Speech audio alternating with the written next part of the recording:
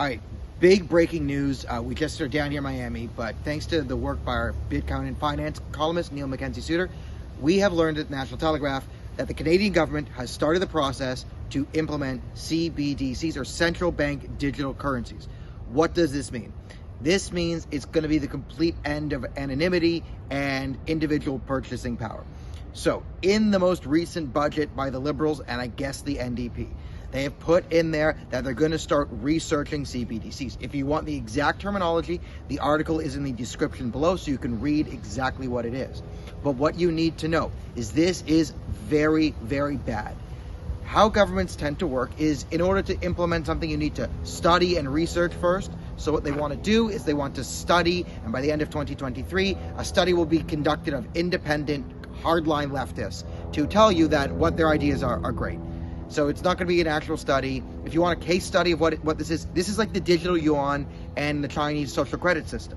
Because if you have a central bank digital currency, this is the exact opposite of what Bitcoin is. Bitcoin is a completely decentralized, which means no one controls it, no one can track it, complete anonymity, you own it, it's yours. A central bank digital currency is digital money, as what it is, controlled by these central banks, which means, like the trucking protest, they can freeze it. They can turn your bank account off. You watch this video, like and share this video, please, and you'll get your money frozen in 3 years by the central banks. It's not just that. This also sets the framework for social credit systems, like an ESG score is what they talk about in Canada. So that's environment, social justice, governance is how they do it. So you would lose purchasing power if you buy a gas car, gain purchasing power by buying an electric vehicle. Social justice, you would gain purchasing power by, reading a Ta-Nehisi Coates book or even Vance Kennedy. You would lose purchasing power for liking and sharing this video. Governance, no one even knows what the G is. That's just like loving the government. It's crazy, right? But with a central bank digital currency, so it's still the fiat system. They just turn all the money you have, cash, credit card, debit, all of that is under your QR code or whatever they would have. It's yours, but it's under the bank's control. So again, it can be shut off at the click of a button.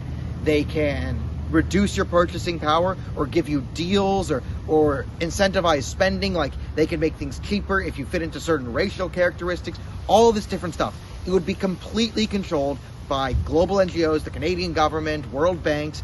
This is, you want to talk about great reset. This is how you great reset the entire economy in a completely negative way.